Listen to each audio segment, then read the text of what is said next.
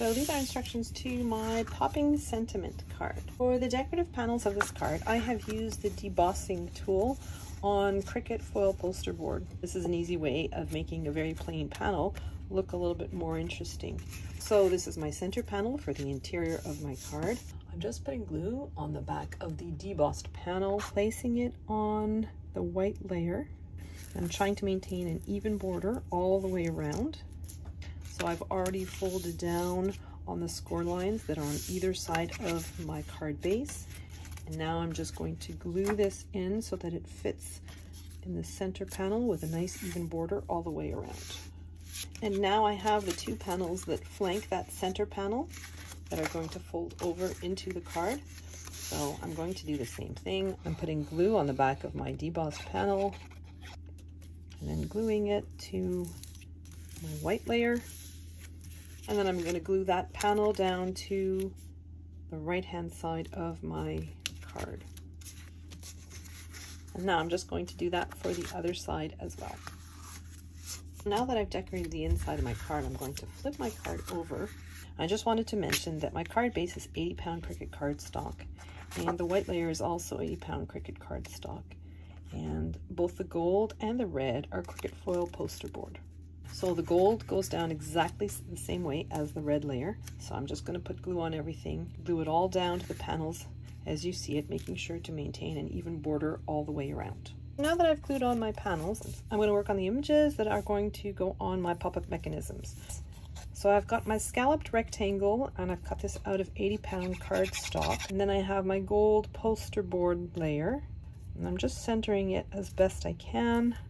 And then I have my red poster board layer, and I have my sentiment, which I have cut out of metallic vinyl and applied to my panel, and it's going to go right on top. And then for my other sentiment, I have my black base layer. Again, it's the same 80-pound cardstock. I have my gold scallop insert, my red scallop insert, and my red heart. Now I've used all the same materials as I did for the rest of the card. So this is foil poster board for this layer. Then the next layer, I've got my white circle, my gold circle, and my white heart, and I'm just going to glue those to the center of each part of the image. And I have my last little heart on that first panel. I make sure that it's as straight as I can get it. I've got a little bit of glue seeping through on my letters, so I'm just going in there with my Cricut tool, very carefully removing some of that excess glue. So now we're going to put together the mechanism that causes the image to pop up. I've cut two versions. This one is out of 80-pound cardstock, and this one is out of 110-pound cardstock, so it's relatively thick. So this would be your craft board, or maybe even as strong as your watercolor paper. So I have two different sizes of rubber bands to go with my two different materials. The smaller one that I'm using with my heavier cardstock are size number 8, and they're approximately 7/8 of an inch long. And then the other side that I'm using with my 80-pound cardstock are size 12, so they're approximately 1 3/4 inch long. Either one of these mechanisms is folded down the same way. There's a semicircle cutout in my first panel, and it's at the top. And I'm just going to fold down on the first score line. Then I'm going to fold down on the second score line, and fold down on the third score line. I'm going to rotate my piece 180 degrees, and then I'm folding down on the first and the second score lines. So that leaves me with the score line in the center. So for this score line, I'm going to make a V. These two sets of circular cutouts meet, like so. So I'm just going to put glue all over one of those panels and just glue those together. And then you'll see that on either side of these little cutouts, there are some slits, and I'm just going to put my rubber band in so that it fits in those two circles. Next, I'm going to pull the short end downwards and leave the longer end upwards. So I have my semicircle at the top. So I've got my rubber band slack on the top, and I have that short end towards the bottom, semicircle towards the top. And I'm just going to stretch out my rubber band so that it fits over that semicircle and into those two tiny little holes like so. And then fold the semicircle portion downwards I'm going to put glue all over that top panel, including the semicircle. And then I'm going to fold the bottom upwards like so. And then when I let go, I have my pop-up mechanism. I have them positioned so that the diagonal segment is going from the back, the lower back, to the top front, like so. As I push on the piece, it collapses towards me.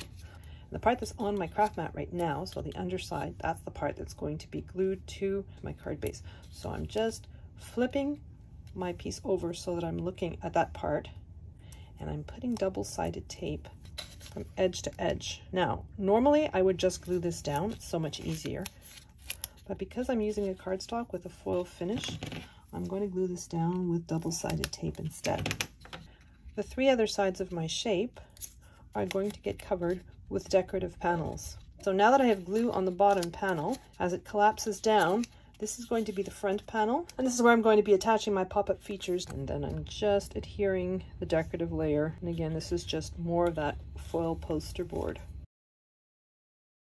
As this is stuck down, this collapses like this, and this is the panel I want to put the glue on. And I'm positioning it so that it's on the halfway mark. I'm going to lift my pop-up element up. I want to put it so that there's a tiny little bit of a gap between the bottom of my mechanism and the panel that pops up. So I'm going to do the same with my second pop-up element. So I'm collapsing it so that it's collapsing towards me. So this is the panel that I want to put glue on. Putting double-sided tape because of the foil finish on my panel. So I've got that double-sided tape facing upwards. I'm trying to center that middle scalloped circle onto the center of my mechanism. So I'm taking the double-sided tape off the bottom. I'm collapsing it so that it falls towards me. I want an even amount on both sides, and I want it close to that foil edge. And I'm just going to push down on the adhesive that's on my mechanism. I'm taking the double-sided tape off my second mechanism, and again collapsing it so the image falls towards me. So I want it centered more or less on both sides. So on the horizontal axis, I'm putting the mechanism so that it's just up against that foil layer on my card. So now let's see what happens when I let go. And there you have it. Happy Valentine's Day. So I've changed my mind on the design. I've ripped off my sentiment, not too much damage. I'm just going to put this panel on top instead. So when you're making yours, you can dispense with that front panel and just put this panel instead. I want it as centered as possible on the horizontal, not too far down so that it can still move. So now with that pop-up element, I'm going to flip it down so it's face down on my mat. I'm just putting double-sided tape on the middle of that scalloped circle. I've taken the liner off my red line tape on that center scalloped circle and positioning it at the top of that extension that I've just adhered to the card. When you fold your card flat and close it, and then the recipient opens it. So now we're going to assemble the closing mechanism. I'm going to start with my layered heart. Each subsequent layer has more and more holes in it. That's one way to think of a layered image. So I have my full layer, and then my gold layer, I'm just putting glue on the back of it. You could use dimensional tape here and pop this up a little bit more. I'm just using glue because it will be a card, and it already has quite a bit of dimension. And so this shape goes edge to edge, so I want to make sure that's lined up right on top of my base layer. So I'm gluing the white layer next. This image goes edge to edge, so I'm just trying to layer it up directly on top of that gold layer, and then I'm going to finish it off with my glitter layer. Next I have these two hearts that have a score line in the center, and I'm just going to fold them both in half. These are going to fit together like so on the back of my black panel. I'm using my craft mat as a guide again, and I'm putting that center line right on an inch line. Half of my heart has to go on that line with an even border on the left hand side. So I'm just putting glue on one half of that heart, and then I'm positioning it so that's right on that center line, or just a smidge beside it. So now I have my other half. I'm putting glue all over one half of it, so I'm putting it on the other side of that heart like so. And then I'm going to cover both halves with glue. So I have my second black heart that's exactly the same as the base one. I'm just layering it on top. I want the edges to be exactly even so that it just looks like one heart. I'm just going to glue my layered heart on top of that black heart. Again, I want an even border as much as possible all the way around. So now I'm back with my card base, and I'm going to flatten my pop-up elements and close the flaps on the front of my card. And then I'm going to take my heart piece, and I'm just kind of very gently kind of create a little space between the two layers. You don't want to fold it, you just want to sort of separate them. And then you're going to slide your heart piece down like so, and that closes your card. So when the recipient gets the card, they just have to slide off the heart, and there's the pop-up feature. Now you have place on both sides. You could put some white panels with signatures or some special notes